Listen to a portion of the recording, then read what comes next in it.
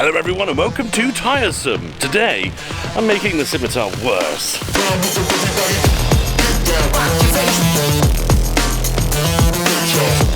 So firstly, how am I going to make the Scimitar worse? Now, it does have power steering, and it's that proper 70s hydraulic belt-driven power steering. You've seen it before, I've worked on it before, but it's horrible, I hate it. It may not come across very well, and I don't think I've ever really spoken about it too much, but the notchiness of the rack is completely gone. It's just not a smooth operation. It's nothing like that. Also, the whole geometry, if you were to imagine going around a corner and then having to whip it back again, like in performance driving applications, you would most likely lock the steering wheel and have to nudge it past, like sort of like a stop or something. I don't know. I don't think that's a rack issue. I think that's a hydraulic issue with the pump or whatever however the system works. It's all right in absolute daily driving, you know, you're going round and you're turning it, and it is that good sort of 70s really little finger driving, but it doesn't give any feedback. You can feel the bumps and stuff, but you can't feel any sort of lateral movement. There's a train.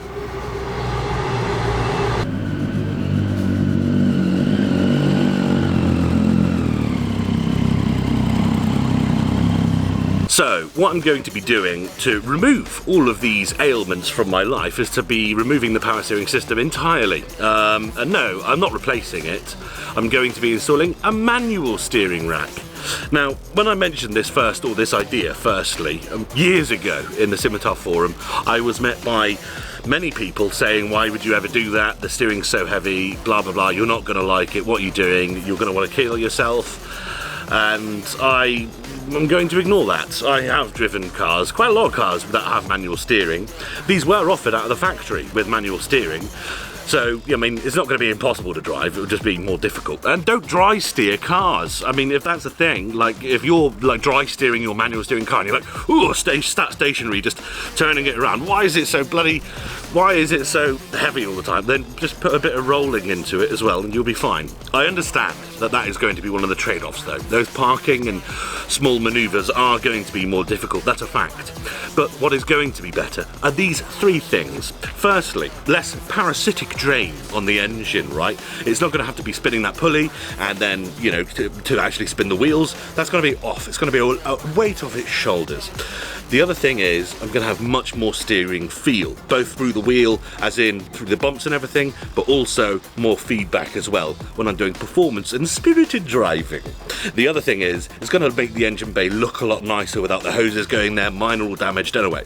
Now, just to make it absolutely clear, this is not going to be on a manual steering versus power steering video, because this power steering system is completely annihilated. This is going to be, what does a completely annihilated power assistant steering video feel like against a manual steering video? I don't fucking know, but it's going to be fine and we know exactly what we're doing. Let me talk you through some of the parts we have. At the back is the steering rack. This is a unit that's been completely refurbished by Nigel QRG, so that's as new as it's going to get.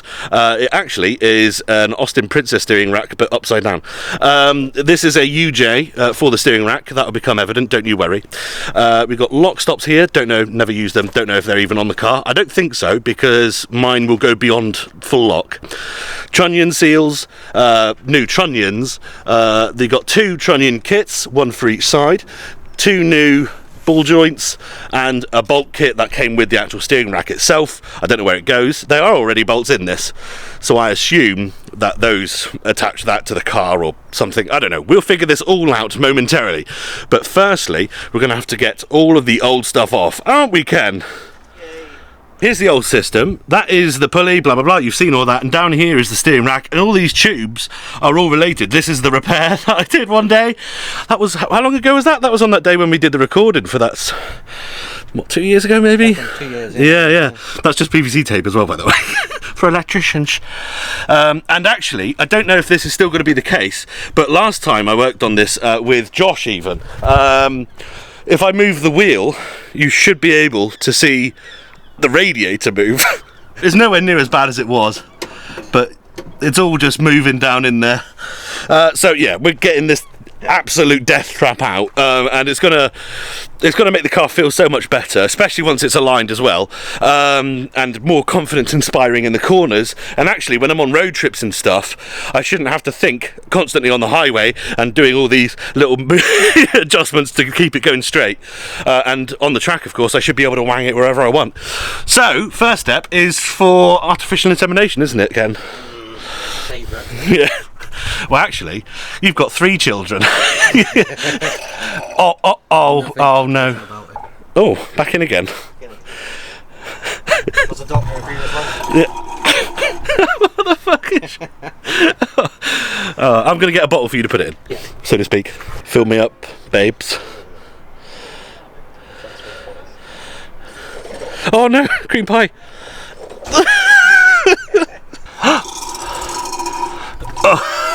We've definitely got that. Yeah. Oh, fucking, I'm not on the paintwork, man. Sorry. Destroy it. Yeah, a little paint update. It's fucking hell. Yeah. Oh, fuck me dead.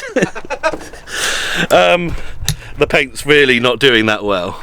As you can see, it's cracking more and more every week. It's also fading. This has gone a bit.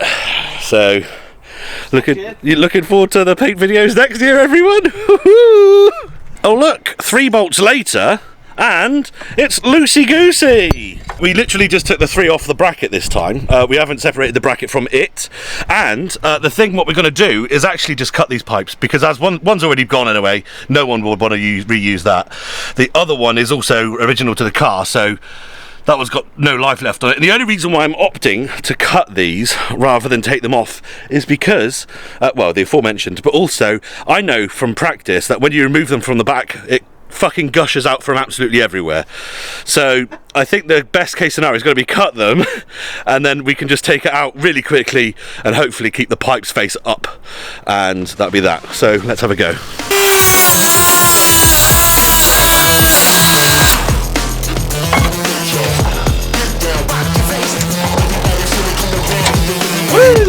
It is out now. Funk Soul Brother. Check it out now. We are taking out the retaining clips for the hoses, which you can probably not see. They're almost stabbing me in the eye here.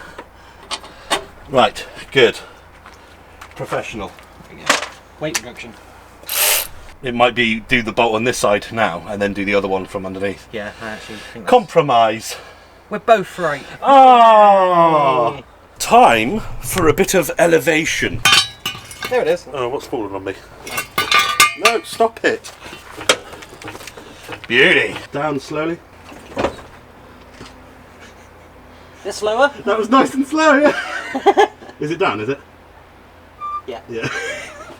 Didn't realise my power was the problem. Oh, yeah. Yeah. The power of being a fit bitch. That's the one.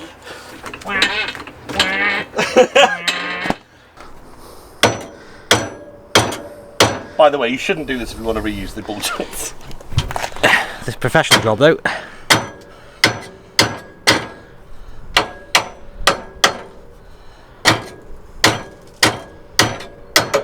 Boom! Pop. Oh look, the nut's off. It's fine, it doesn't get attached at all. This side. We may have sacrificed the socket to the other one. We are attempting to remove it, but it's not working. Oh, you see my gnarly thumb in that one now as well. Gnarly thumb. Circular saw, was it? Yeah, no, chop saw. Good times. Hello there, welcome to We Are the Fucking Best Steering Rack Mechanics Ever. Look at this, look. Wang, wang. Oh, fuck you, buddy, alright? Where's your Australian accent? I can't do accents. You can, I've heard it. I barely talk normal. I can barely talk normal. Yeah, so this is cool. This is all loose now, look. It is all absolutely ready to come out. The only science we need now is to sort of... twisty, roundy pulley. I'll set the camera up, but I don't know if the angle's going to be any good, because I don't know which way it's going to come out. We'll try. Also, edit those to it out. Yeah! Yes. Glasses fell off. Oh. What Ken is trying to do here is undo the back of the UJ on the side of the steering rack, aka the bit that connects to the end of this rod here on the existing rack, because it goes through this bit of chassis here, meaning we can't just pull the rack out. So we're going to try and undo that, and then I don't know if you can see, but there is the existing UJ sort of bit on the end, so we'll try and pull on that to pull it out, and then hopefully we could just slide the rack out. Or I guess you could actually remove the rad and then pull the rack out with that in place, but we don't have any coolant, and yeah, and Ken doesn't want to, which is rightly so. Mate, I reckon we cut these fucking hoses off. Yes. We have got this sort of drive gear out. Thank you, camera, for participating in this exercise of focus. It's monumentous that you've joined us here today for this just demonstration of focus here on digital cameras. Now it's sublime actually that we've got this far as a civilization with cameras that are so good at autofocusing. There we go, that one, woo! And the rack is moving. So, with a little help from my friend. First time? Yeah, first try. Oh, yeah. It hasn't been fucking hours. Well done. You chose the wrong t-shirt. And now we don't even know if we've got the right parts to go back on. So this might just be the car for another week or two, I don't know. Oh, yeah. Yeah. Okay, so we have figured out that these are the trunnions down here. Those, you can't even see them, they're so dark, but that's a trunnion, and it's basically the steering knuckle, the bottom sort of steering knuckle. I don't know why there's a different one for manual and power steering, because how would it know? How would it know whether this was being controlled by a manual or not? I'm assuming there's different geometry or something at play here, and it will all make sense. But that is that's a big fucking sodding bolt. Not only that, but we've got the trunnion here, but we also have this entire kit with sleeves, washers, and that's a, what the fuck? That's a washer in a washer? Mm-hmm. Like, there's just so much random shite in there. Some of it I've never seen before. We've also then got trunnion seals. They look like silver.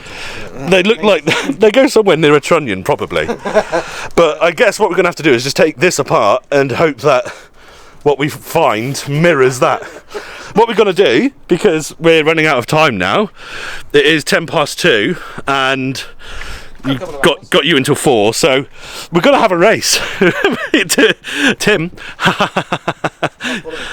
Ken is going to do one side and I'm going to do the other side, and we'll see if either of them even get done within that time, or the audacity of me to say who gets one done first. One done? Fuck's sake. I'm gonna have to get some. I'm fucking well ahead of you now. Yeah, I know you are! It's pissing me off.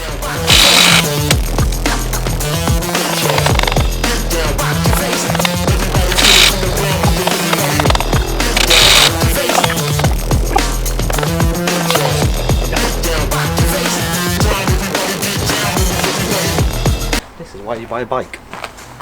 Sauce? What? Nothing. What was that? Nothing. Just to clarify the issue that we're facing at the moment, we've got the castle nuts off both sides, we've got the washer off one side, which is my side. The tide that Ken's working on, he's managed to get the pin out, the nut off, but the washer isn't coming off, is that right? I'm just peeling it now. Just peeling it now? Yeah, it's peeling. It's peeling. A washer. But there's like a sleeve, there's a train as well. There's a big sleeve that goes through the bottom, which you can kind of see in there maybe, but either way, that bolt seems to have become one with the trunnion itself as well, the sleeve that it goes through, and it ain't turning. So now we're trying to figure out how we can get a bit more leverage on that. I've chosen for the 1/2-inch impact socket into a breaker handle with a jack handle on the end of that. Little banana breaker bar there. I'll try something else, shall I? This tool is the worst actually. This one here, it's like this long telescopic thing, and you can make it longer to get more leverage, right?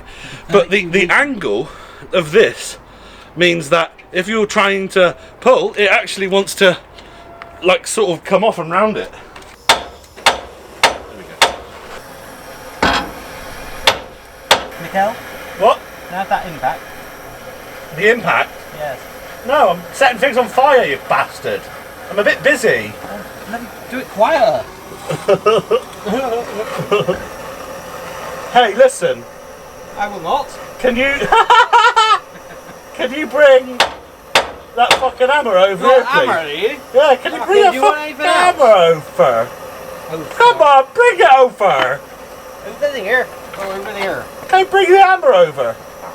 We need a bar. That isn't my jack handle. Hi there, my name's Michael, and Ken and I are going to do something different. We've tried, okay? We tried this, and I tried with the pry bar. You saw we had some success, but at the cost of ruining my jack handle. So, what I'm going to do is I've booked the Tims tomorrow.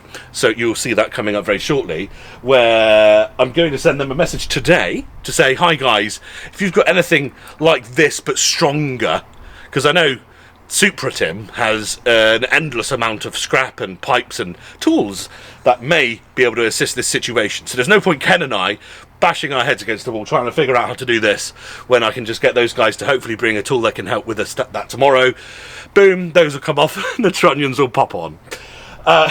So what we're going to do, Ken and I, right now for the last hour of today, is try and get the old brackets out. One of them is cracked. One of them's got the wrong hardware, I think. I don't know, I can't really remember what Josh and I, the situation that we found them in, but it's not a Merry Christmas. So we're just going to try and take those brackets out, maybe even seat the new steering rack in situ, as long as it doesn't encroach on any space for trunnion work. Got a bracket off. The second bracket's out. You can actually see, I'll bring this one closer. Really needed replacing. That's seen better days. And also, Ken and I need replacing, because we are too fat for this fucking shit.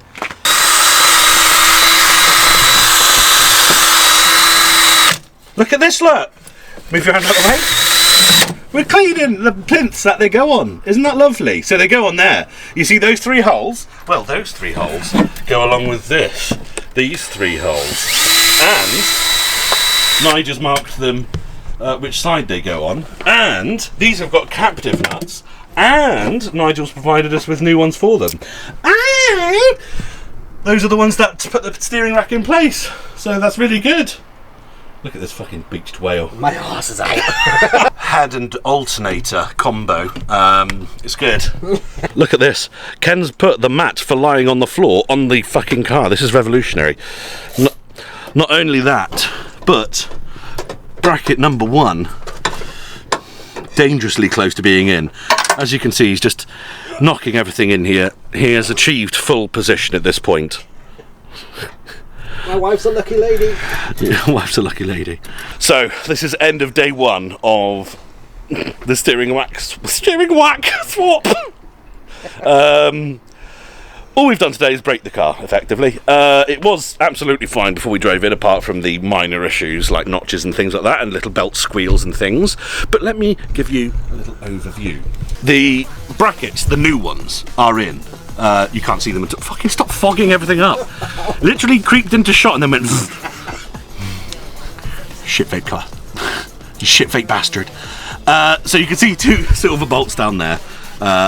Those are new ones. Yes, there you go. Look, there's the new brackets. Lovely. And the same this side down here. Brilliant. Those are the two new brackets in. We know now that the trunnions are awful. And hopefully what will happen in the next shot is... one of the Tims brings a massive fucking breaker bar or something that we can use as one, because I mean this doesn't really even fit in anymore, which is annoying, but it was turning for a moment there. If we can get a bit more leverage on it, that might be the end of our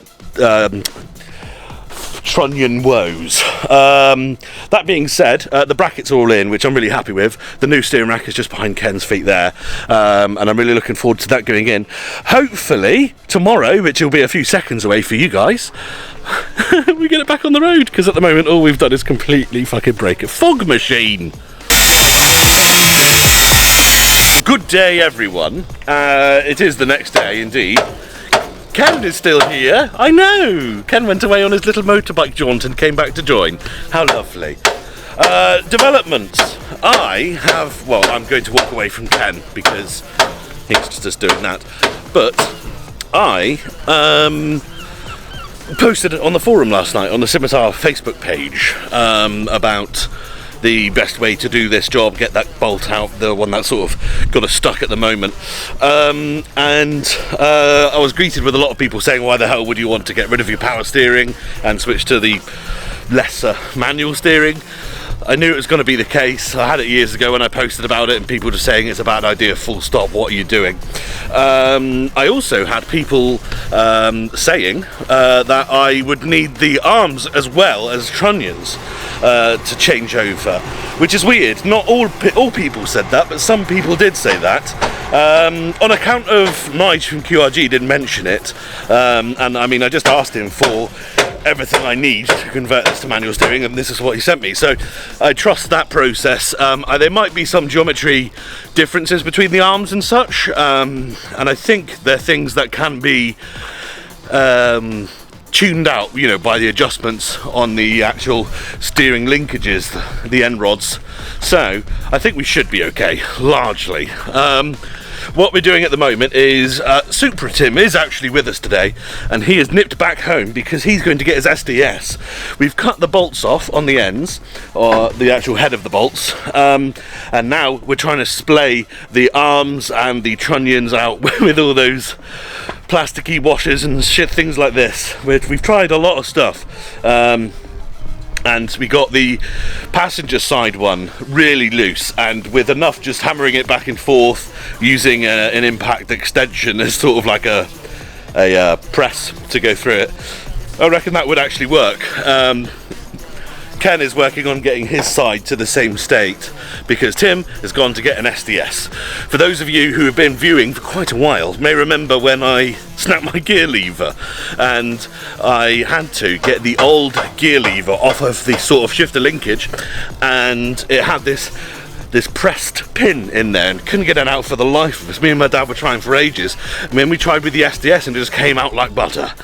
So Tim has gone to get his SDS in the hopes that will save us a load of work. Once we've got these two massive bolts out, the trunnions off, to be honest with you, it's packing the new trunnions with grease, getting them on, getting all the seals in the right sort of order, then putting everything back on.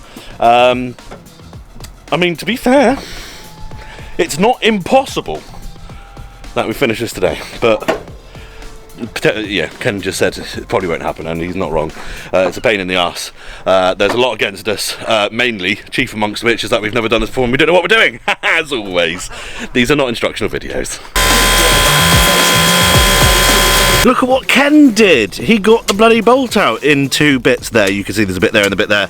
But, unfortunately, it's from one issue to the next, because the trunnion, if you can get it off by spinning it, like Ken is doing, fuck's sake. Ken is doing there, but as you can see it's actually not going around all the way because the disc is in the way, and in order to get the disc off you need to take the whole hub carrier out and everything, so this is fun. Okay, Tim has taken the washery bits and everything off the front of it, and now he's going to tug it off. Go on, Tim. There we go, first try. Yep, beautiful.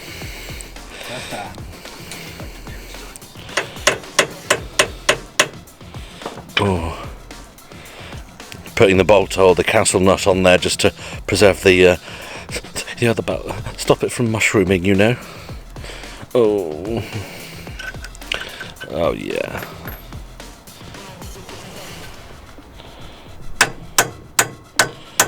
Oh, there he is. Yes. Beautiful. Oh. Oh. Now be very careful. Make sure the bearings don't come out. By the way, everyone watching, if I'd known that we were going to have to go this far and everything, I would have definitely just got new bearings as a, you know, as a thing, just to do it. Hey, Tim, you can unscrew that trunnion now. Oh, do you? All right, okay, bye. Avast! It's my shield. Tim got it off. Now you can undo the trunnion, Tim. Yeah. Which way is it go? Oh, not that way. Lefty loosey, lefty loosey, righty tighty. Watch it just be a pull off. Yeah. Yeah. Okay. Good. Yeah, she blows. That is a nice, clean Trunnion. One careful owner. Now then, I was saying that the arms, you get like manual steering arms as well, apparently, for the Scimitar, which we don't have. I don't think we needed them, but we might do. Anyway, you see this one here? This one here, they look the same, don't they? Oh, no, they don't! This one's got a little thread on him. Why the fuck does it have a thread on it? What do we do with that? Do we leave it just gaping? What do you think? Where's the thread? There. Oh. Whereas that one's blanked off. Are they the same size and everything? Oh, yeah.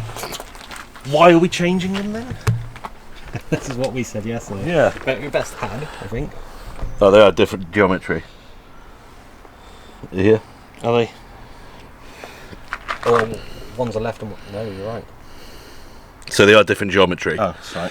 Which is good. That's alright then. At least that. As long as there's a difference. But that doesn't necessarily say. I thought that was because if you look down there, there's a bit of engineering going on. Yeah.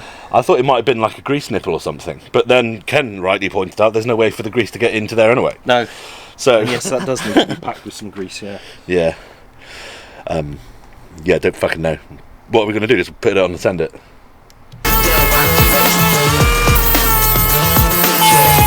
So Ken has the new Trunnion on. Go on, Ken, flash it. Oh yeah, lovely. You can see it's absolutely covered in fucking grease. It's also filled with grease. It'll only screw on a certain amount of the way until it actually hits the spindle there, so that's fine, but that doesn't matter because it's supposed to be loose anyway. It's a movable component. You can see we've also greased up the spindle there, and you can see on the floor there in front of Ken all of the array of washers and stuff that have to go on in a particular order. So that's what's next. Right then, whilst the boys are working on the Trunnions, Tim is taking one apart and Ken is putting the other one on. There is a grey area as to two things. Firstly, whether the Trunnions are side specific. I didn't see anything marked on the box to say left hand or right hand. There's no markings on the Trunnions, but they could be unique. So we're just gonna, Ken's already put one on, so what we're going to do is get the other one off and then see if that does match up with the one that we've got. If it does, then that's fine. If it doesn't and it's different, then we know that they are side specific and we need to take Ken's side apart again. So hopefully that's not a thing, but it could be. The other thing is the steering arms are quite short on this, and I think I need different ones ideally. It might be that it does work and it would just give me a bit of a heavier feel, or it will completely be undrivable because it's so heavy. I don't know. Tim has said it's not that hard to do that. You just take the hub carrier off again and then it's just two bolts and you can swap them out at a later date. But hopefully the car will at least be drivable before then. The other thing as well is Tim realised the lock stops go in those holes there. So that's what makes them manually steering ones, is that you get those in the top there. So that silver bit on the back there is a lock stop. It bumps against the back of the hub carrier to stop you overdoing the lock. Whilst the fellas are toiling away, I am going to actually put the steering rack in now, because even though this could have been done ages ago, Ken and I, as you saw, got the brackets in yesterday. Yes. But we didn't want to put the rack in whilst we were thumping around with tools and fire and all this sort of stuff. But now we know that that sort of stuff is mostly done with and we've got it in a more controlled state, I'm going to put the rack in. I am taking the strut brace out so I can get more room to get the steering rack in. Why make a job harder, eh? Got a 40mm spanner, anyone? A what? 40mm spanner? I think I might have it. I think that may be it. Oh, right on. Beat it! Beat it! Beat it! Oh, what's the Hammer. sandwich? Hammer sandwich. Yes. Hammer time! Homosexual predator. It's time to draw the end of another day. Ken's still here. He's just down there behind the other side of the... Can you put your hand up, Ken? There he is, look. Beautiful. What we've done today. We got the old Trunnions off, right? Got the new Trunnions in. Let me show you. There you go, look. They're Trunnions. They're in. Aren't they great? It's beautiful. There's an issue. In order to steer the car, as in just grab the arm and move it, which you could do before, in fact, it was annoying us that you would move the, you know, the hub and everything, and it would slowly move back when you were trying to work on it. So loose is what they were before. Now, very tight, as in you have to put some effort in to even move them at all. Now, I'm sure this isn't really how it's supposed to be, and Ken thinks it's linked to the geometry of the top arms. That could be possible. I remember somebody on the Facebook forum saying you need to do arms as well because of geometry and all this sort of stuff, but I was literally just going on the information that Nigel had given me, and you know, I literally sent him an email that said give me everything I need to convert my car to manual steering, and he sent me a box full of parts. So what I'm going to do is tomorrow give him a call basically and say this is the symptom and what do you think's causing it. People have been mentioning arms. Is that actually a thing? Don't know. There's a train every time I click record. A fucking train. So yeah, we're going to call it for there today. We have actually made good progress. One of the Trunnions is in, the other one's ready to go on really, but I think it's just a case of, well, it's not right, so why carry on? Yeah. And a lot of this hardware is like single use stuff, those like washers. There's washers that like collapse when you clamp down on them, so hopefully if we did need to take anything apart we can either reuse them or Nige can give us another load or something, I don't know. But honestly, quite deflating, to be fair, after so much time of working on this fucking car. And I hope that the next cut that you see is me all happy and like, oh, this just needs to be done, or this bit was missing and we got it next day delivered, and oh, it's all back together, let's go do it. But realistically, I don't think that's going to be the case. Welcome back to Mike Ruins His Car Slowly over a period of weeks. So just to clarify, not only is this ridiculous, but I think I know what I'm doing. I think I may know a vague hindrance of what I'm supposed to be doing now, thanks to QRG and also a load of guys on the Modified Scimitar Facebook page. But I've also heard that this is a ridiculous thing to do. And now, don't get me wrong, I understand that manual steering is going to be heavier than power steering, but apparently it is really quite heavy. So that's good. We'll see. Right, I'll give you a little what's it on what we're going to aim to do today, maybe a little bit. So, the top arms, aka that thing and that thing, need to come off, swap out, turn upside down, and then be swapped with the other side. So, that's good. I'm sure that'll be nice and easy. That's because the caster angle, you can see it's sort of aiming it towards the back here, and we want to be aiming it towards the front, I guess? I don't know, I'm not 100% sure, but I'm just going to have to trust the process yet again. There also is comments saying you need to do the same with the bottom, well, not turn them upside down, but just swap them over with the other side. So we will see how that goes. Hopefully, the Trunnions are still loose enough that we can just slide that bolt out. It'll obviously be a pain in the arse because they are, but hopefully we can slide it out, swap the arms over if required, and then do it. But we're going to start with the top ones and see where that gets us. Yeah, it's not going to be an easy thing, I don't think, but all we can do is try. Look at the state of this. No, not Ken. We've already got one of the top arms off. The ball joint is being a juicy dangler down there already. There's the one that's off. And whilst we figured that one out and Ken was working on getting the actual arm off at the back, I did the same to this side, or at least got it off the ball joint. So I don't want to say it, but we're cooking on gas. Turns out the hardest part of removing the top arms is getting the cotter pins out. Well, it was only a matter of time before that happened. The cotter pins, man, the cotter pins are little bastards, especially once they've been in there for a while, you know? Ugh. So here's a lovely bit of Scimitar fun for you. This side had 17-inch nuts on. I don't know where they've gone, actually. Where are they, Ken? Oh. This side has 17-inch nuts there, which you can see. They're becoming into focus now. Did I say inch? Yeah. Oh, 17. What is it? Mil. 17 mil nuts on it this side, but on the other side it has 118 and 119 mil. Little bit of Scimitar fun. I don't know why. You know, I mean, obviously we won't blame on Reliant, you know, some pesky pirate mechanic has been at it or something, I don't know. Who's ready for a quick bit of story time? I have this here bit of literature from a thing, right? And it says at the top wishbones need to be removed, turned over and fitted to the other side to line up correctly with a bigger caster angle. I interpreted that as take the wishbones off this side, put them on the other side, take those off and put them over. So we got both sets of arms here, and Ken, obviously sceptical about this whole thing in the first place, said, well, I just want to say, can we just line them up next to each other? So we did, and then we realised that they're the same and we could just, you know, we don't have to swap them from left to right at all. And that means that I just completely misinterpreted this, and it could be, but I think, well, no, obviously what we're going to do now is wire brush down the little mounts that they're on, put some new, luckily I had a little sachet left over, a bit of Super Pro grease, because you can't use normal grease on poly bushes, and that is what are in these, and they're actually pretty good. They're still good to go, doing what poly bushes do. Shout out to Super Pro.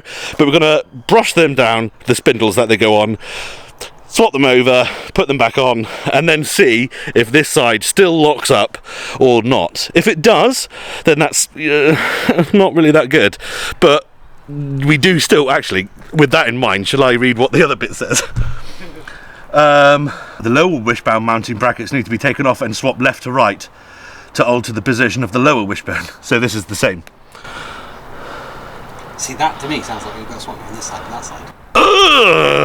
Brother. Okay, well, let's just do the top ones first and see where that gets us. I'm sure everyone already is commenting, this is going to be such a dick-ripping episode. You know, where everyone who knows what they're doing is like, fuck, what the fuck are you doing? Why would you do that? Fuck, don't put the Trunnion in yet. What are you doing? Fuck's sake. Sorry, everyone.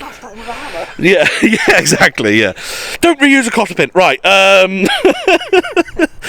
look, I'm not professional, obviously. I don't know what I'm doing. I'm learning on this beautiful old car that brings me a lot of joy, and I hope this video brings you joy, as much as vaping does to Ken. There's the splooge that Ken left when he managed to get the top arms in. They're in, with cotter pins and everything. We. It's good. I said you, didn't I? Yeah, you said we, but you said me, but it's we. Nah, I mean, you did it, didn't you? But look, more importantly, look at this. There's some steering going on. Isn't that lovely? It's good. We haven't done the bottom arms, though. So, you know, that's fine. We should just get a bike. Arms and grease, please. So, look, we've got this side done, as mentioned, but not only that, Ken's done this side. We've done Look, it's good. It all moves. Now we just need to figure out how to possibly ever tackle those fucking bolts to go into the actual steering rack down there. We'll figure it out, I'm sure. Actually, quite a lot of time has passed since the camera last rolled. Basically, what we've been doing since then, lol, is we've got the trunnions on. You can see them behind me. The uprights are in, the arms are swapped over. We're all good. The arms move. I'm quite happy with that, to be honest. I don't know still if the bottom arms need to change.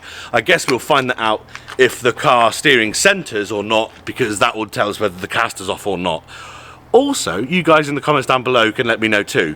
But really, the proof of the pudding will be in the driving. However, the issue now is trying to get the rack in. Just to be clear, we got the brackets into the car, onto the chassis.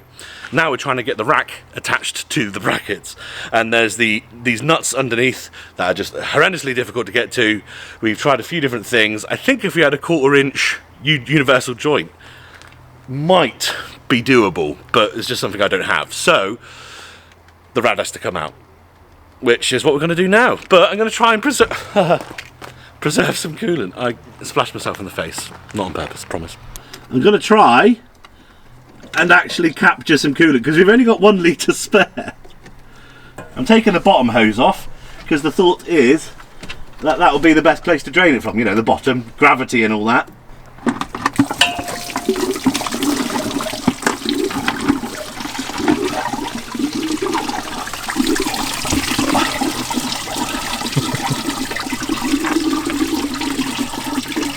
Good job the environment doesn't care. I've got a bucket, it's 100% containment.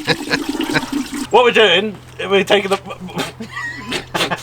It's quite obvious, but we're taking the rad out. This rad's full of coolant, so just going to try and decant it. Professional. Oh, it's all over me. Oh. Like this. Oh, fuck you. There's more. Oh, it gets murky towards the end. Yeah. Oh, yeah. So much better access, mate. The plan is now to undo the rack, take it out with the brackets. Put it together. Put it together with the brackets, then put the whole thing in, then bolt the brackets to the car. Let's go. Then put the radiator back. Simple as that. It's 7:45, by the way, everyone. We said that we would stop at 8, but it's just going so well. You know when going really well. You know it was. You know that first the first half an hour where we realised that swapping the arms over is exactly what we should have done in the first place. That was a good time. Yeah. I remember them fondly. Productivity went downhill from there on. But hey, we're just about to pick things up for the last half an hour, maybe. Oh, you know what else is funny? We just got the coolant out. I don't think I own a funnel. 1 step forward and 2 steps back. Oh, the bottom one. Oh, I see. Yep. Okay. Good stuff. Yep. Good. Yeah, if you can't tell, we've got the rack out now and we're putting the brackets on externally. The radiator is sitting happily over there on that quarter panel. And we've got a massive void down here now. A room full of activities, room for us to do whatever we want. So, we have got the rack in now. And there's one UJ, we put that on the rack. There's the other one up there ready to be attached to. And Ken has got one side of the steering rack in, but the other side is now not lining up. So we have to fault find that now. Lovely. You can tell by the fact that I'm using a light now for filming that it's quite late. It's about 8:30 and the car's still in this disarray. Let me talk you through why we're not getting it done right now. Basically, you can see the steering rack is visibly in situ there, but actually this bracket only has one bolt in it, which is the one you can visibly see, but the other two towards the rear of that bracket are not in, and that's because we, as you know, tightened the rack to these brackets, which is where the movement is for adjustment for the brackets. So that means that we're kind of loosened those nuts off a bit, and we're tapping it with our little friend Timmy Mallet, not Johnny Mallet, Timmy Mallet, and we're trying to line it up. But to be honest with you, it's just a bit of a pain in the arse, and as I just mentioned, light is fading. You've got that light on. Ken's erect on the tyres there, but so I mean, when Ken gets erect on the tyres, it's time to call it a day. We've probably got about another half an hour of tidying up and everything like that, so we're going to call it here, and hopefully in a few days, I mean, to be honest with you, if we can get the rack in there, once the rack is bolted in, we can do that UJ up, get the arms on the ends, and then actually we'll be able to turn the steering wheel and see these uprights turn, which you can't see. There you go. Have a look at them, and that would be lovely to actually see some fruits of our labour finally. But I think realistically what I'm going to do is a bit more research and ask around about the bottom arms, because even though it would be nice to bolt all this up and everything, and that would be that, put the hubs back on, all that sort of shite, realistically those trunnions are going to be a pain in the arse to get off once it's back on the ground again and we've been driving it for a little while. So it might be that we do that, or it might be that we don't, depending on the feedback I receive from my questions. Okay, cheers then. Good day everyone. Okay, so it has been maybe 2 weeks, I think, since I last turned a spanner on the Scimitar, and that means it's been off the road for, I think, coming up to 2 months, which is a long time. Now, just to clarify, I haven't actually been working on this for maybe 12 hours now, and if I had actually pulled my finger out, the car would probably be back on the road right now. It's just such a kick in the balls when it's like just, you don't know what the hell you're doing, right? And it's like, I'm way out of my depth. This is proper mechanics. I am not that, but I have, however, had a bit of a brainwave. Okay, so the Scimitar guys and the forum say you need to swap the bottom brackets over too. So let me show you. Okay, Now, I think we briefly touched on this last time, but the brackets at the back there on the main chassis beam, and you can see those screw holes at the top are slightly to the right. The bolt hole, should I say, going through the chassis are slightly on the right of that. And if I go over to the other one, without jabbing my camera, you can see that's also on the right. So I was like, well, what's the point in us swapping them to left or right like we did the top arms? Because they're the same, surely.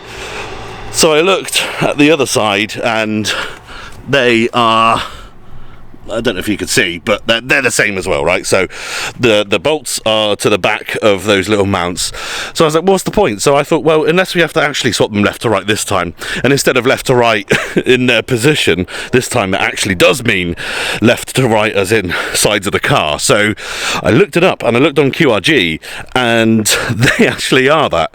So the power steering one will be for like the left-hand power steering model, but the right-hand drive manual steering model. So I was like, okay, cool. And then I saw them, and I was like, hang on, these look very familiar. And I remembered these are actually a recall. So you can see, actually, in there's like two little ribs in the middle. That's for strengthening.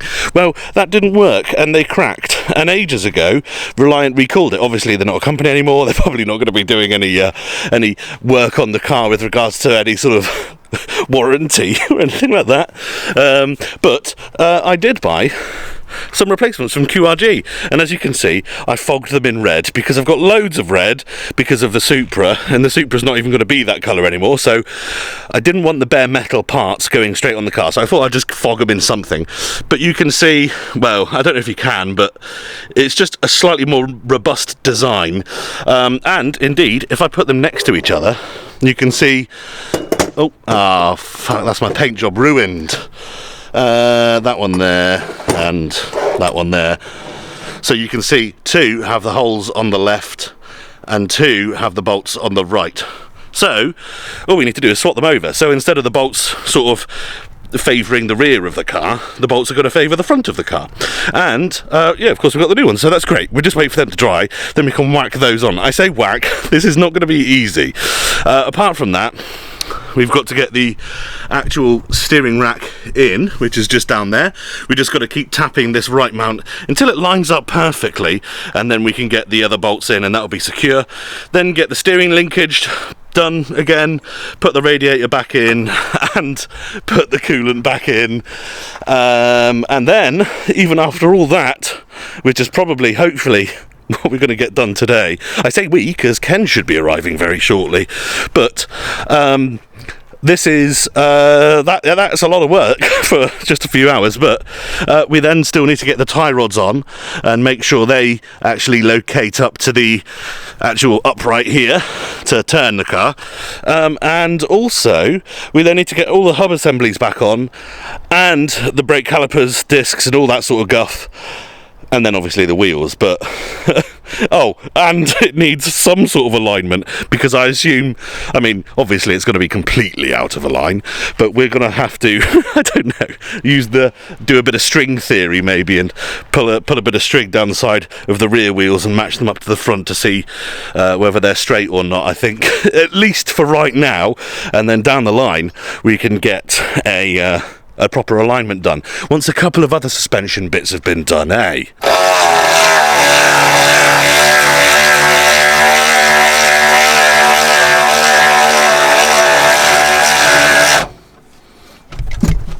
Ken's arrived. Look at him, back in the position. He's wearing full overalls this time because he was told off by his wife.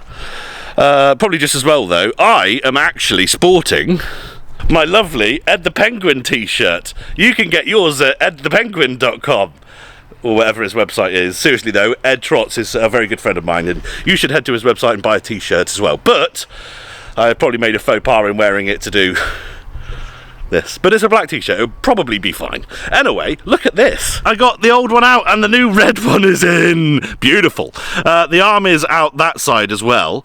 Where the fuck am I pointing this? There, it's out there, but The good news is that you can get to these. They're actually in a bit of a shitty position. You see that mount there that the steering rack goes into? Well, underneath that, into the side of the chassis, are the nuts for these sort of the front ones here, so the ones towards the front of the car. So I've got, as you may have spotted, an extension into an extension into an extension with a 14 on the end, and that I'm going to shove down, as you can see, maybe a little bit under the steering rack. You can't see it at all, but I know what it means. It's okay. Yeah, it should be fun. I can't wait. Commence insertion. Yeah, that's off. Did that actually work? Yeah. Boom. Getting my nuts off. Me too. What are you doing? Why are you on me? Ken, stop it, Ken. Ken, stop. As you can see, we've got one in already. What's the other one doing? Yeah, there's 2 in now, isn't it? Yeah. 2 out of 4. We've got the back one on that side, the front one on this side. Yeah. And the reverse, both comes. Oh, Ken, you got the steering rack in. Yes, yeah, it's in. That's in. That's in. That's. Might have to- I don't know why we're not talking about that. Yeah, that's what we're here to do. Yeah. But either way. Dirty boy. Dirty boy. Stop it, Ken. Ronald. Crawl into the car again. Crawling in my car. The steering rack is not real. They're more pronounced, yeah. It's definitely redesigned, isn't it? Yeah. It's fine, isn't it? Yeah. Yeah. You've seen the rest of the car, right? This will be the only bit left in a car accident. At least they're nice and red, though. Yeah, yeah. Same colour as blue. You'll be able to, if someone will call you up and go, Ken, we've just seen someone here in a really shit car, is in a catastrophic car accident. We just wanted to see if you could identify the driver. And you could say, okay, does it have red lower arm linkage? Yeah. Oh yeah, it does. Oh yeah, I'm sorry to tell you, but that's Mikkel. That's Mickey Diesel. And he's not. Yeah, chuck us that hammer. What? Chuck us the hammer. Mate, sorry, you can't give this job to me and then take the tools away, okay? I can. Yeah.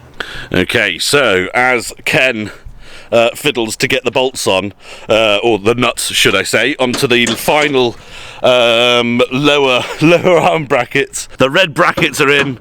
The new one's extra 15 horsepower there, which means that we are one step closer to this being donezo. Unfortunately, that is it for this evening. But I'm actually really chuffed with that, because the geometry on this was something that I was a bit worried about, and now that we know the top arms are swapped and the bottom mounts are swapped from side to side to the car, that is perfect. So that means when we do all this up, that's good. Put the tie rods on, align it, put the radiator in, fill it with coolant. I may actually do the crank pulley, because that has an extra accessory drive on it, which is quite wobbly actually. So I want to get that off and just return it back to its normal cam pulley. And then once I've done that, get the radiator in with the cross member. And then we could talk in the UJ. There's loads of fucking stuff more to do. There's so much more to do. I could not quite comprehend how much I've bitten off and how little I can chew right now. But I'm sure it's going to be worth it, hopefully, maybe, apart from people tell me that it's actually crap and super heavy with the manual steering. What did you say? Knowledge of power. Knowledge of power. It's true. Knowledge is, you're not wrong. I mean, yeah, you are wrong, but yeah. There you go. Hopefully cut to another lovely day when I'm working on the Scimitar. This must be the longest episode ever by now. It's a new dawn, it's a new day. No, we're not doing that. It's fine. It's actually the day after, and Ken has morphed into Tim. Hello. So, the plan for today is hopefully quite simple. Let me talk you through it. Tim took the hubs, discs, calipers and everything off. So, well, to be quite simple, you can put them back on again, really. He did it really quick, and I think this is sort of like a similar setup that you've been working on your whole life, really, in old Fords and things like that. Yeah, so it's very similar. it's very similar. So hopefully you can wang them on fairly okay. What I'm going to be doing today is putting that back in because that's not really the prime place for air cooling there. But I'm also going to be taking the crank pulley off. That's the one down the bottom there, and that is because you can see the groove on the outside. That's actually for the power steering pump, which, hey, we're not going to need anymore.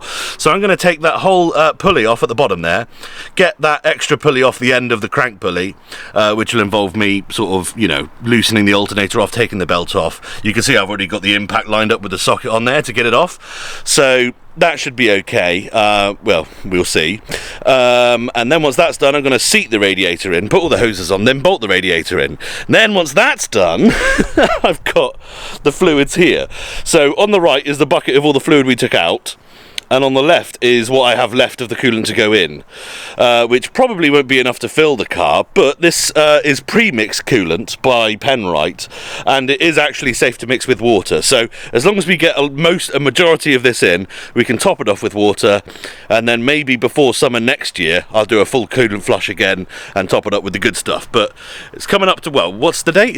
Well, we're in mid-September now, and it's 14th. The 14th of September, and hopefully the temperature will only be dropping from here on out, so she shouldn't need too much coolant. Plus she ran absolutely fine with just shite coolant that she had before in her anyway, so this is going to be okay. Once that's all in, we're going to start her up, because it's been a couple of weeks since I started it, and I forgot to disconnect the battery. So it could have just been sat there sapping the battery, as in, to be honest, actually in this car it's only the clock really that ticks away the battery. But I'm hoping that she's got just enough cranking amps to get her fired, so we can leave her running, get her up to temperature, make sure the fan kicks in, make sure the whole cooling system's alright being pressurised, and of course that the car runs okay still after being sat for a while. And hopefully by the end of the video we should have a nice warm running Scimitar that has brakes, obviously everything to do with the brakes, and we could even hook the wheels back on, because the hubs will be back on and everything. That is the plan. Cue absolutely everything going wrong. The crank pulley is off. Anyway, it's over here. It came off rather easy actually. I don't want to, you know, shit on what we're going to do today, but that went very well. So all we're doing is we are going to separate. If I get the camera in here, you can see just over through this gap there's little nuts and everything, and you can actually see this was actually wobbling when the car ran. It wasn't rattling or anything, but I don't know if you can see, but the clearance there is closer than it is over here. Yeah, so that would be why. But anyway, we're eliminating that, so hopefully a bit of a spanner on there and that will work. I just don't know how those bolts are going to actually be able to back out with the pulley in the way. So the plot thickens. This actually is held onto the crank pulley via bolts that go in these 4 holes on top.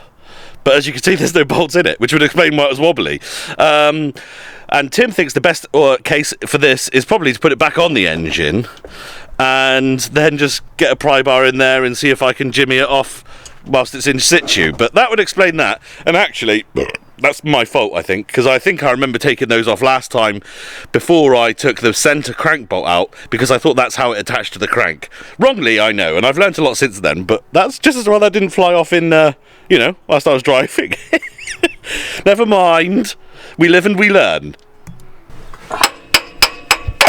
Hey! There she blows. Lovely. Pulley off. Okay, a little update on how we are doing. Tim is, well, he's actually already had that together once, but then accidentally missed a seal off, so here goes round 2. But the good news is that, you know, he knows how it goes together now. He's never worked on this car before. So, yeah, that'll be good. That's all lovely. Obviously, we've got the pulley off, as you saw, and even the radiators in and everything now. I did actually dabble on the support here a little bit, because, sorry, I don't know how much you guys can see, because this little screen doesn't show that you can see much at all. It's because it's sunny, which is good, but it's bad because it's causing shadows absolutely everywhere. But the support brace in the middle here, we'll get in a bit, but it's actually a bit of a pain because it's suspended and it's under pressure. Ding, ding, ding, ding, ding, ding. we have to get the bolts in when it's, you know, like that. But the radiator is partially in. Oh, I should probably put a bolt in it, shouldn't I? All the hoses are done. But what we're going to do is, my little plan is, I have, obviously, that bottle there, and then I have this. So I'm going to chuck those two in, then I'm going to use this bottle in the bucket to sort of pick it up and then empty it into the car that way, and that should hopefully be a more controlled way of getting coolant back in, and then I'll just top it off with water, I guess, if I need to. But yes, it reminds me, did you watch Die Hard with a Vengeance? You know, when they go to the fountain with the elephants on it and they have to play with and run with the bottles? Do you remember that scene? Yeah. Yeah, it's like that. That's what I'm going to have to do here.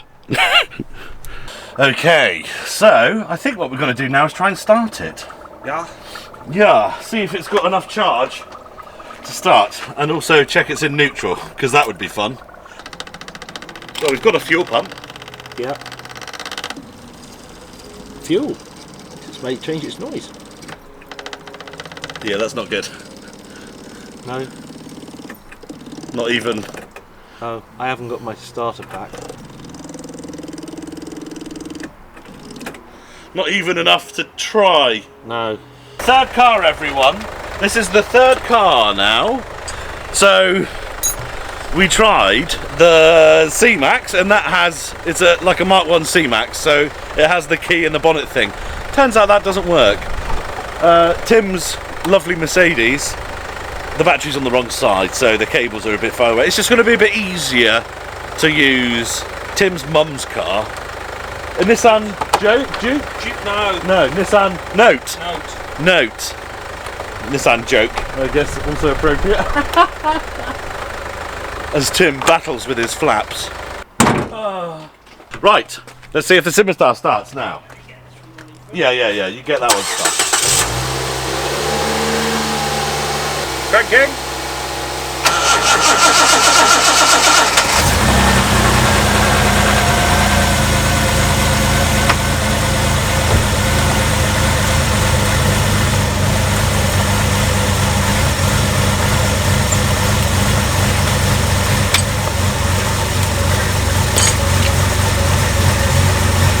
Boom!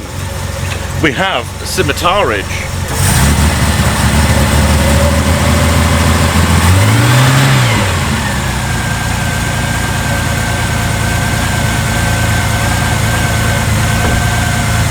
Top it up. There we go. I don't know if you can hear, but the fan is on as well, so that everything's worked fine. Not a single drop out of all of the hoses and everything that we took off to get the rat out, so that's great news. Might leave the car to run a bit though, so it can sort of maybe get some charge, with some hope of starting again the next time we need it to. The other thing is, what I'll do is, I've got a disconnect thing on the battery, so this time, after we're done today, I'll make sure to disconnect the battery so that it doesn't just drain over the time, or at least hopefully it doesn't. We shall see. Engine wise, as you saw, all good to go. Radiators back in, the pulleys off, all that sort of stuff. And from what you guys can see, it's got disc brakes again. Those are back on both sides, obviously with the new wishbone mounts at the back and everything. But there is actually an issue, and that is that this side, the disc is central in the caliper, whereas on this side it's not. It's just a bit too, well, towards the middle of the car. And we're not sure, because as far as Tim knows, we did them the same to both sides, but there must be a space or something missing. So the only way to find out exactly what that is to disassemble them all. But we have run out of time today, so that's that basically. Gonna have to find that out again, which is so annoying, because you look how close we are. It looks like all you need to do is put the tie rods on, put the wheels on, and let's test it, but there's obviously more to be done. Another thing is, one of the caliper bolts, aka these bolts, is missing. I don't know.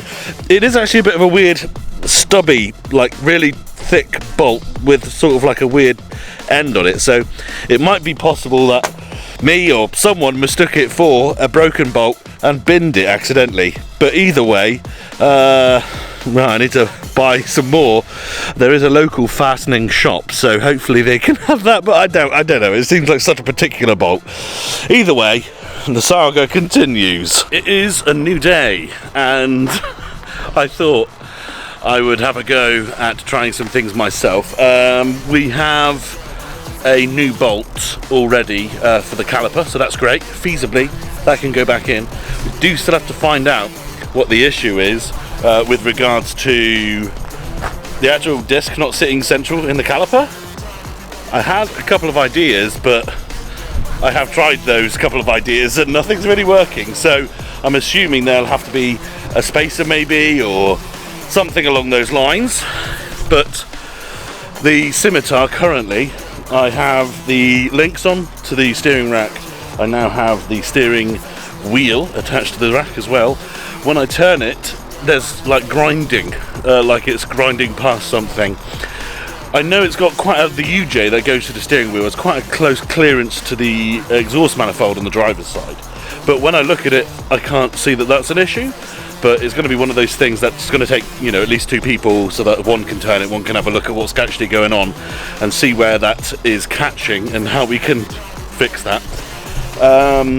The strut bar in the middle, so before this shot, we did a load of engine bay stuff, got it running again, which was good, but the strut brace hasn't gone back in yet.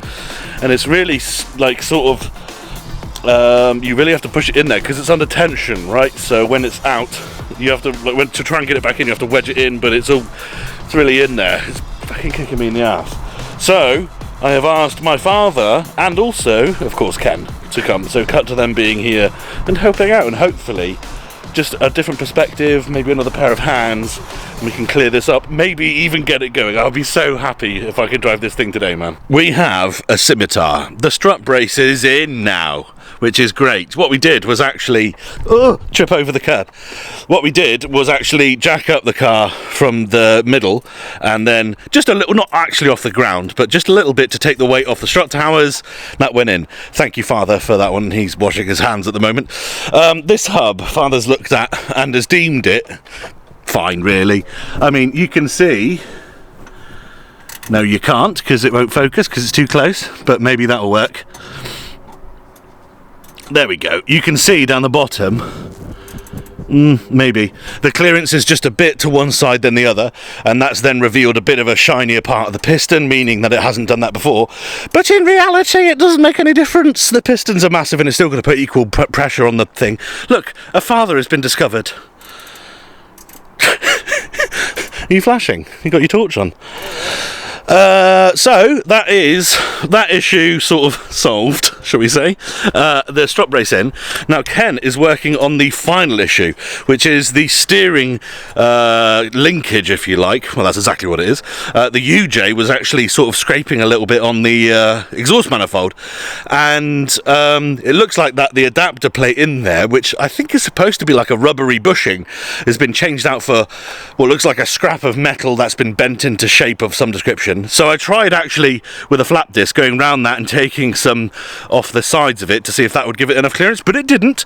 So Ken is now going to try and where the elongate, yes, where the steering rack, the UJs go together, he's just trying to space them out a bit more. The problem is that they have notches, so they're not really adjustable.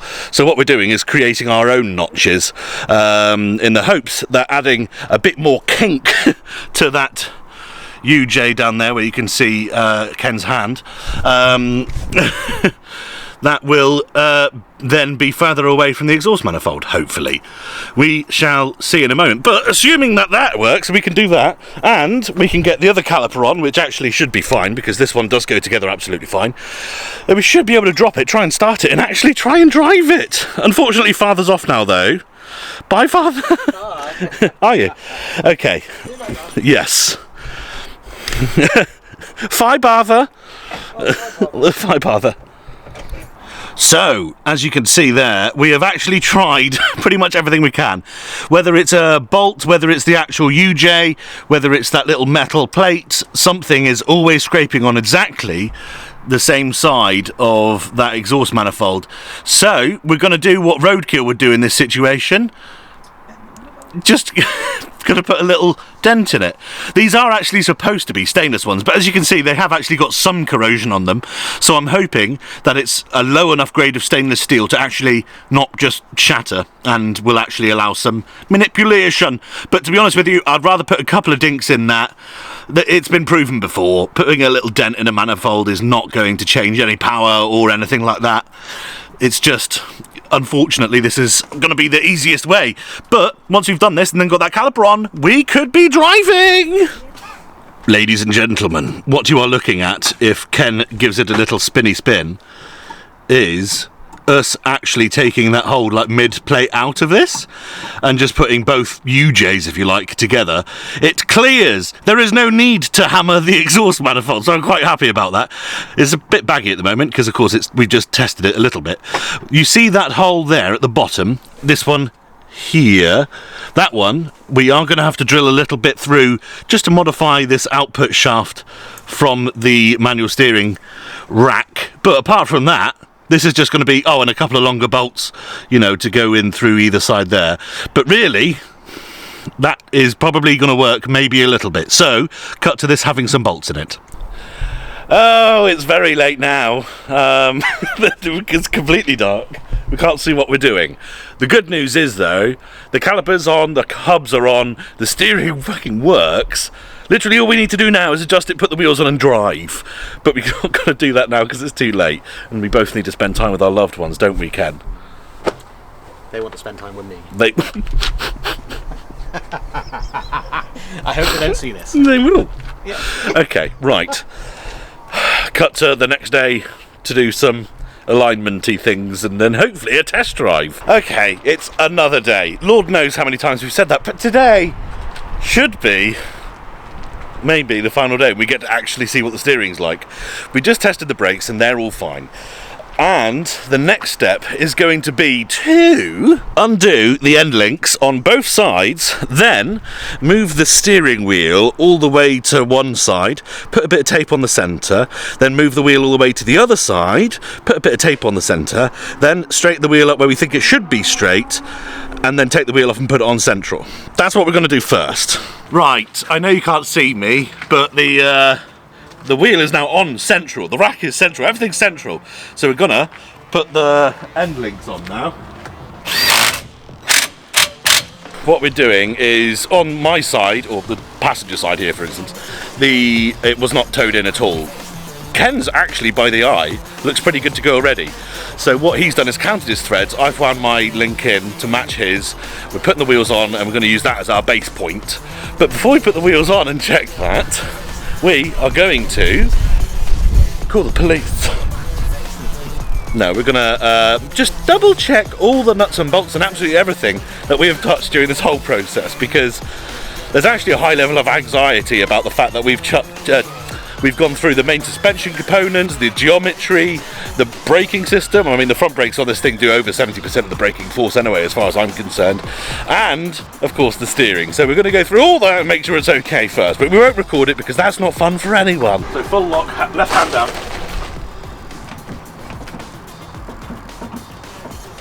Does that hit the stop, or is that hitting something? Hit something. Is Okay. it in the exhaust? The wheel's still spinning freely.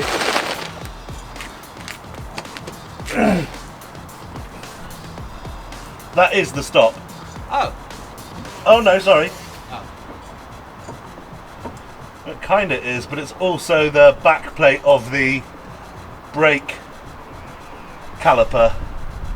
You know, the one that holds the brake line? Yeah. That is hitting the coilover. So maybe I'll grind that down a bit with a flat disc. Here is the back plate that the solid line goes through. That was actually touching the coilover, whereas it should be just hitting the trunnion stop at the back here. I don't know if you can see that, but that's all we were doing, was grinding that plate down just to make sure that when we do go full lock, it hits the stop and not the coilover. That would be naughty. Anyway, now we can get back to alignment. Yay. This wheel is dead straight down there, and we're going to actually make that one just toe in just a little bit, just to help the wheel centre when we're driving. This one is actually a little bit towed out currently, so Ken is opting for the persuasive approach. here, because what we're going to do is just take that end link off and turn it in. You can do it by the spindle, and that's probably how the shop would do it, you know, a professional tracking shop, but with, I don't know, I just feel it was easy to do. Plus our rack on spindles coming out of it doesn't have like a flat edge to put a spanner on or anything, so I don't really want to cut up the new spindle with a, you know, vice grips or anything. You know, I don't want to do it wrong. I want to make sure it's done right. Insert clip of impact wrench on the castle nut. Oh, it's looking good, everyone. We've got our very high-tech alignment, which literally was eyeballed, but hopefully it should be alright. It's worth mentioning that this is literally just to get the car on the road. In the coming weeks, I'm going to be doing more suspension modifications, shall we say? So there's no point me doing a proper alignment now, paying for it and then having to do that and then get it redone in a way. So this is just a, you know, an interim alignment. Don't worry, don't fucking shit yourself. Now then, I got the battery back in, but here's something. Ken, do you want to go grab them? Well, I was at Silverstone in the last video. I hope you liked what you saw, because Mr. Kenneth is about to produce something that we're going to whack on. You know, we've been so long working on this bloody car, it being off the road, causing so much stress and anxiety, which isn't done yet, by the way. I mean, we haven't even driven it, so that's good. I haven't even lowered it yet. It's still in the air, but we're going to be lowering it in a second, and we're going to do a job that Ken said, and I quote, "We can't fuck that up." We will, but these look so cool. Look at them, they're great. So we're going to whack those on. Come on then, let's not fuck it up. I can't wait. This is going to look ruddy mint. And I'm hoping that this plate is the same dimensions as the other one. As you can see, there's like a cowling going around here, so I'm hoping it's not larger than that. Also, if it is the same size, or at least width, then we can just line them up, drill through these existing holes, and hopefully they'll land where we want them to. Oh, she's naked.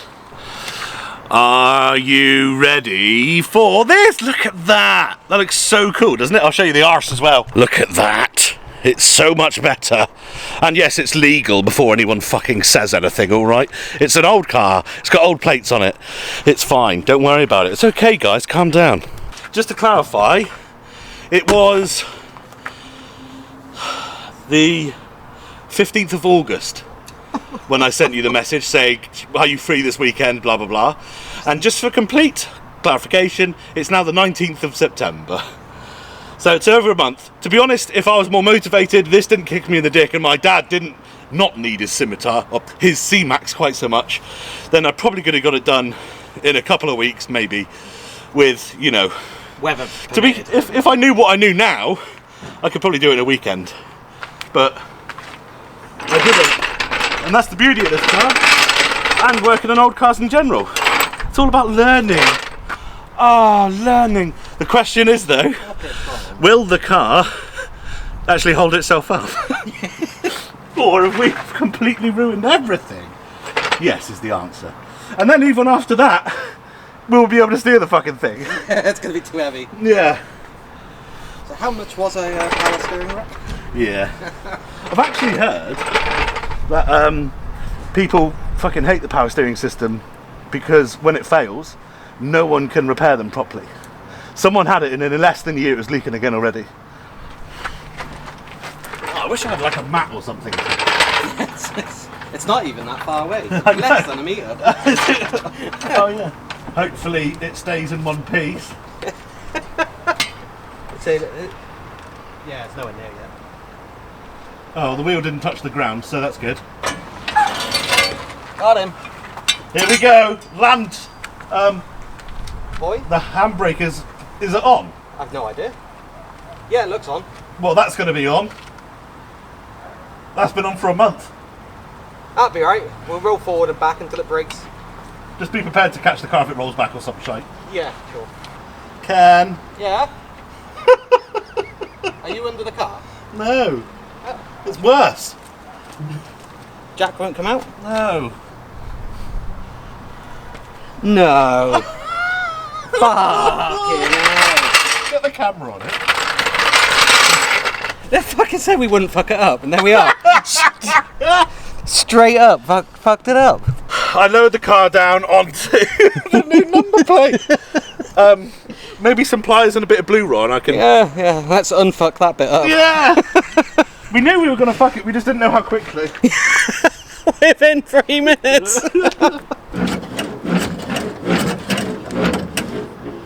Sounds perfect.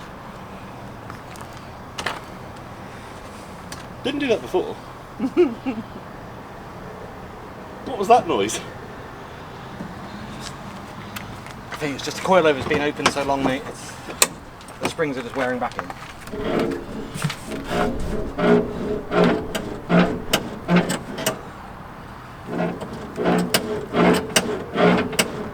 It's only tapping something, isn't it? Yes, it is. Anyway, we're not here to fix that problem. What do you want to? On the battery, there's like a disconnect knob. Do you want to turn that? Turn the knob. I do love turning knobs. Alright, it's tight. Nice. You can hear it doing.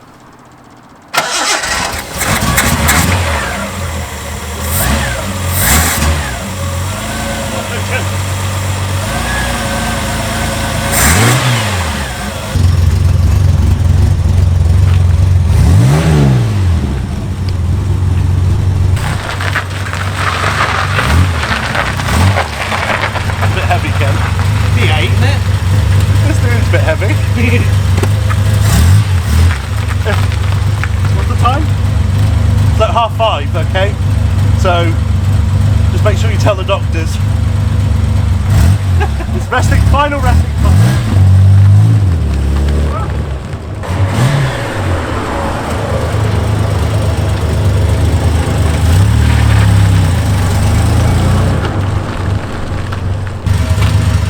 How was that, Michael? I don't like it. Can we put it back? No. Found a little coolant leak. Annoyingly off a Jubilee clip that we didn't actually touch, so we're a bit annoyed. Jack Dawson. Jack Dawson. From the old Titanic. Because it's, the Jack. Fucking beast. Come on, Ket, and get some tools. Come on, don't. Michael, I'm recording. Fuck off. I am cameraman now. Oh. We got lift off. Me too. Oh, I can't believe you're actually not getting tools. This is insane. I'm coming now. So what we did was, there was a Jubilee clip on the bottom coolant pipe when we were doing the bouncy, and we were that clicking noise. We were like, I wonder what that is. Probably the tail of that Jubilee clip getting moved, and we think that loosened the pipe off. So I've just nipped that Jubilee clip up now, bent that tab up out the way, and it stopped leaking. So now we're just going to run it up to temperature, make sure it will actually continue not leaking, and then we'll go for a test drive. Lovely. Okay, Ken, give her a bounce. Do we hear the click? No. No click? Just the sound of shite coil springs. So that's what that noise was. We now know. Here we are on the road. I'm going a whole 20 miles an hour. Because of bastard speed cameras. Because of the bastard speed cameras. When you're moving, like you do have to put more in. I also need to recenter the steering wheel. Oh yeah. But when you're moving, it's not too bad. The only thing is, I'd say actually the amount of turning you have to do is a lot more than it used to be, which is now going to be and then back again. Whoa. Yeah, that's different. Car's still running gorgeous though. Grab a load of wheel here, go in. I've actually got the turning in, not too bad, but it's the remembering to then unwind it again at the end.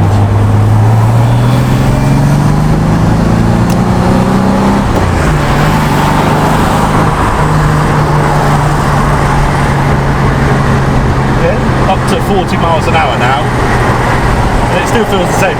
Obviously, the faster we go, the less steering input I'm going to have to put in, which is fabulous. The other thing worth mentioning is, obviously, it's still on our little eyeball alignment. I guess until we need new tyres, we're not going to find out how far bad they were. To be fair, it hasn't had an alignment in my ownership, and the tyres are the ones I put on it when I got it. So it should have been pretty okay this whole time. That old steering rack, man, it was doing crazy stuff. So, and I mean, it was darting left and right. It was doing things you wouldn't want a steering rack to do. This one's already not doing that. I'm still feeling the anxiety of us having turned so many bolts on the front of this car, and just learning how much steering input you have to put in, you know? Yeah, all the noises that I'm hearing are normal. You know, the engine sounds good, there's no knocking or weird noises coming from the suspension, the brakes aren't grinding, or the back plates aren't scraping the discs or anything. It's just getting used to the steering. Now, the question is, was it worth it? Yeah, I think it was. If my old power steering system was working as factory, I'd probably say no. I'd probably say just stick with it. But I have heard so many horror stories of people spending hundreds getting those racks repaired, the power steering racks repaired, and then within the year them just leaking again anyway. And I know once I've gotten used to this steering, I'm going to appreciate it much more. QRG, Nigel, mwah, beautiful job on the steering rack. And I'm sure once we've got the car aligned properly, it'll be the icing on the cake. Not only that, but hopefully the next video you guys see, well actually, you know what? I'm going to try and give the Supra some love. But the next video you see on this car will be quite a good one. I'm very much looking forward to it. I'm going to try and do this guy on the inside. You do like doing him on the inside. It's an average 30, so there we are. You know what though? I approached that roundabout, and as I went left to come back round again, I was like, oh shit, I've got to prepare for that notch in the steering. Wasn't there. So it's just getting the confidence of that steering rack, and I think we'll be good. I think we are going to be golden. I am happy with it. And this is a rack that, you know, as long as you keep up on top of the boots and everything, get those replaced when the boots go crusty, make sure the CVs stay lubed up, this rack's going to be good to go for like, what, 20 or 30 years? There's just nothing to go wrong with it. You do have other things as well, like when you're parking, you don't have the squeaking from the hydraulic pump, and you don't have the extra maintenance involved with that too. And I guess if you really want to get technical, you've got parasitic loss there. You've got parasitic energy being sapped away from the engine by this hydraulic pump for the power steering. That's no longer there. And this is something I would have slowed down for before, maybe a little bit, and I wouldn't have had the confidence just to whip it in there, knowing that the car was going to do it. But we're doing really good. I appreciate you can't see what I'm driving, but don't worry, it's fine. It's good. I'm really liking it. Ken, what do you think? You've never driven it? No, I do actually want to drive it. Do you actually want to drive it? I actually want to drive it, yeah. Do you want to end this video with you driving it? Do you want to drive it back? I'm not insured to do such a thing. You're not insured third party? I'm third party on my own car, not theirs. Oh, well, we're going to have to do that in a secluded car park, maybe in a different video. Yes. But that would be fun. It would be good. I'd quite enjoy it, I think. Yeah. All right. Thank you very much for watching Tiresome, everyone. Ken. Thank you, mate. You're Even just having motivation, you know, having friends around to help you work on cars and stuff makes it so much worth the while, and I'm so glad that we could share this moment together. Do you feel a sense of accomplishment? I do, yeah. Good. Accomplishment and security, which is not what I felt last time I was in this car. I'm not gonna lie. Security? Why yeah, not? I feel safe. Why? I just do. Really? Yeah. Because you've seen it? I think so. Because you've actually seen, the brakes are connected. I've done it myself. I've put the bits together. I'm the opposite. Because I've touched it, I'm not secure. Oh really? I know. I feel good about it. Yeah, okay. I don't know, backwards. Alright. But Good. yeah, happy. See you later, everyone. Thanks for watching Tiresome. See you next time.